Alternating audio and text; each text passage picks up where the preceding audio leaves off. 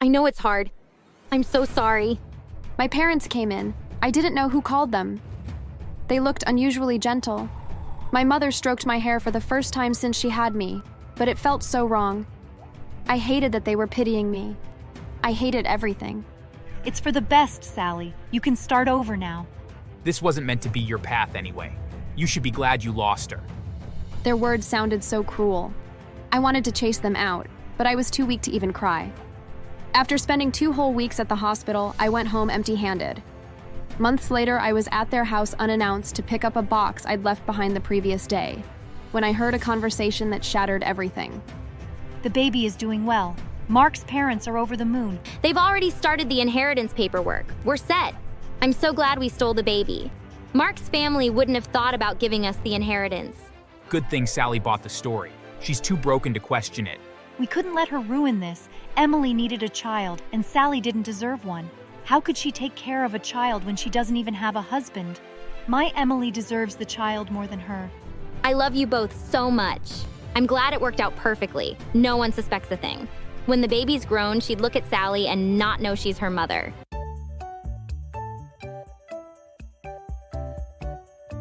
I was born into a family that didn't want me.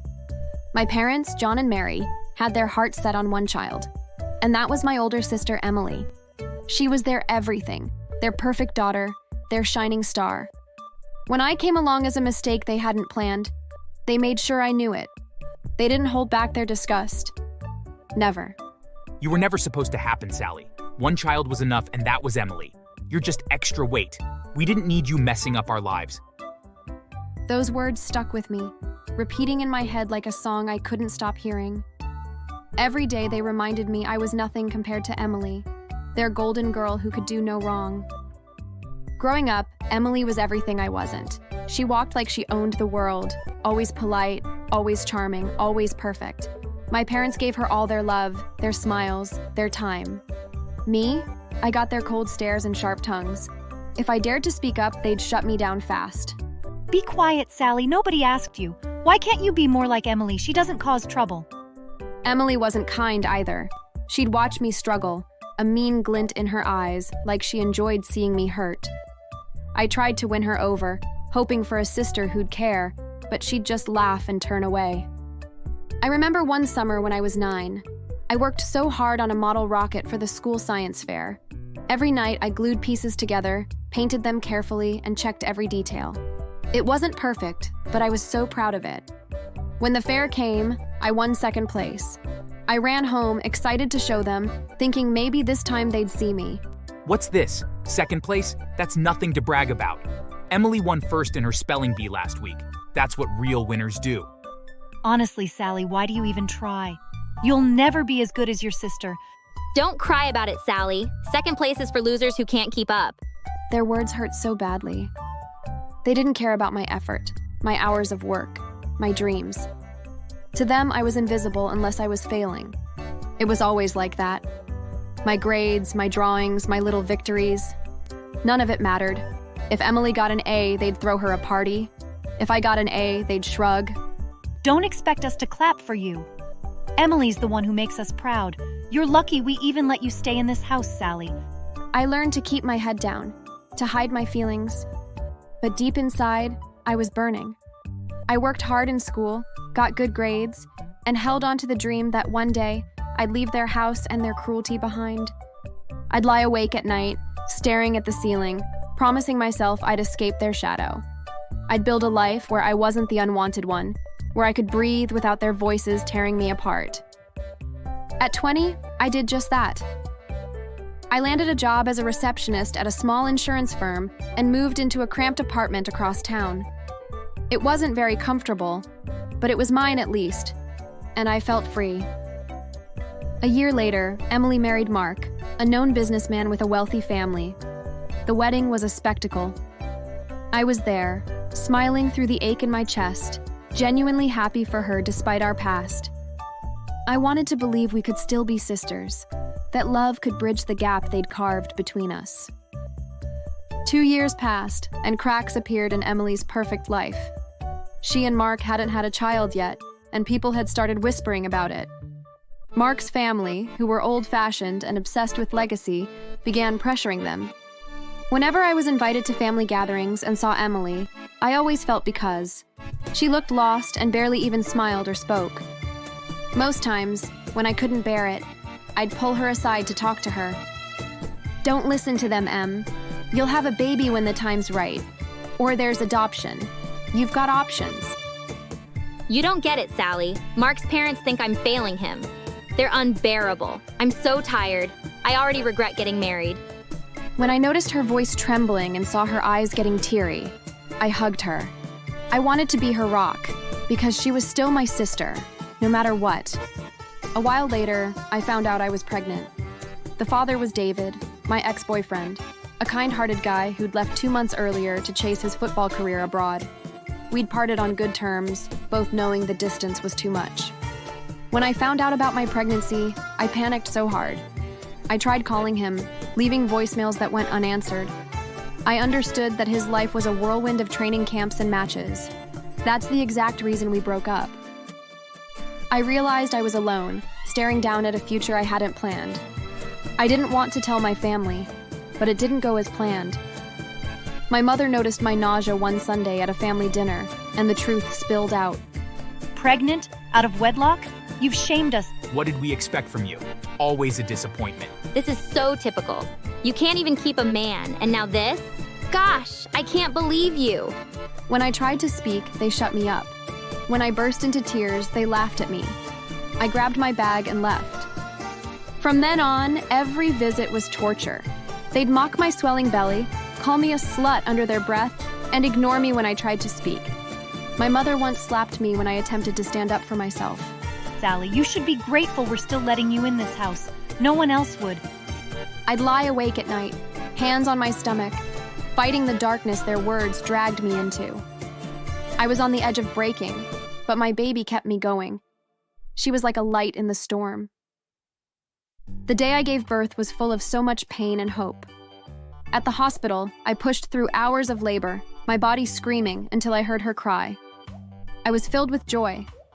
I managed to hold her for a moment before I passed out. When I woke, a nurse was standing there looking at me pitifully. I didn't understand until she told me what happened. I'm so sorry. There were complications. Your baby didn't make it. No, that's a stupid lie. I heard her. She was alive. I heard my baby cry. I know it's hard. I'm so sorry. My parents came in. I didn't know who called them. They looked unusually gentle. My mother stroked my hair for the first time since she had me, but it felt so wrong. I hated that they were pitying me. I hated everything. It's for the best, Sally. You can start over now. This wasn't meant to be your path anyway. You should be glad you lost her. Their words sounded so cruel. I wanted to chase them out, but I was too weak to even cry. After spending 2 whole weeks at the hospital, I went home empty-handed. Months later, I was at their house unannounced to pick up a box I'd left behind the previous day, when I heard a conversation that shattered everything. The baby is doing well. Mark's parents are over the moon. They've already started the inheritance paperwork. We're set. I'm so glad we stole the baby. Mark's family wouldn't have thought about giving us the inheritance. Good thing Sally bought the story. She's too broken to question it. We couldn't let her ruin this. Emily needed a child, and Sally didn't deserve one. How could she take care of a child when she doesn't even have a husband? My Emily deserves the child more than her. I love you both so much. I'm glad it worked out perfectly. No one suspects a thing. When the baby's grown, she'd look at Sally and not know she's her mother. They burst into laughter. Rage and clarity hit me at once. They'd stolen my daughter and handed her to Emily to secure Mark's family fortune because the inheritance was tied to producing an heir. I left quietly and vowed to uncover the truth and get back my daughter. I started with the hospital. I marched in, demanded my records, and wouldn't leave until they handed them over. A sympathetic clerk finally relented, and there I saw it. My daughter didn't die. She was a healthy female infant. No complications, no death. The only thing was just a lie they'd fed me. My daughter was alive, and they'd taken her from me. I stormed into their house with the papers clutched in my hand and confronted them. Emily was also there. You stole my baby, she's alive, and you gave her to Emily. How could you do that to me? You're hysterical. Your baby died, Sally. Get out. You're embarrassing yourself. I guess you're drunk. You're jealous because I have what you can't. No, you have what belongs to me. When did you get pregnant, Emily? You were never pregnant. How come you suddenly have a child right after I lost mine? Well, adoption exists. No, adoption doesn't work that way. How dare you lie to me to my own face? I hate y'all. I'm gonna get my child back. I swear on my life. I knew they were scared. I was going to get my child back, but I knew I couldn't do it alone. David came back into my life just in time. He'd returned from abroad because his career stalled by an injury and tracked me down after hearing rumors. When we met, I told him what happened. He knew about how my parents treated me before, but this was extreme for him, especially since the child belonged to him. They did what? Sally, we're getting her back. I'll pay for everything. We swung into action. He hired a lawyer named Rachel who dug into the case with ferocity. We gathered evidence. From my medical records, to a recorded call where Emily was thanking a nurse for helping them steal my baby, then to a hospital orderly who admitted, under pressure, that my parents had paid him off. The legal battle was brutal. Emily and Mark fought dirty, claiming I was unstable and unfit to take care of a child. Their lawyer painted me as a spiteful sister out for revenge. But Rachel was relentless, exposing their forged adoption papers and the bribe trail. Finally, the ruling day came after weeks of fighting. The evidence is irrefutable. Custody of the child, Lily, is awarded to Sally and David. I cried as they placed her in my arms. Emily screamed, and Mark couldn't stop cursing, but they'd lost. I'd have sent them to jail, but I was okay having my daughter back with me. The nurse and doctor involved in the crime had their license seized. As for Emily and Mark, the inheritance slipped through their fingers, and Mark's family cut them off, furious at the scandal. The fallout was very swift. Emily and Mark, drowning in debt without the inheritance, showed up at my parents' house, begging to hide from collectors. My parents let them in, of course. One day, I was there, dropping off a final letter severing ties and a restraining order, when the doorbell rang. Two rough-looking men stood outside asking for Mark. "Oh, he's inside, with Emily and my parents. They've been expecting you." I walked away as their shouts echoed behind me.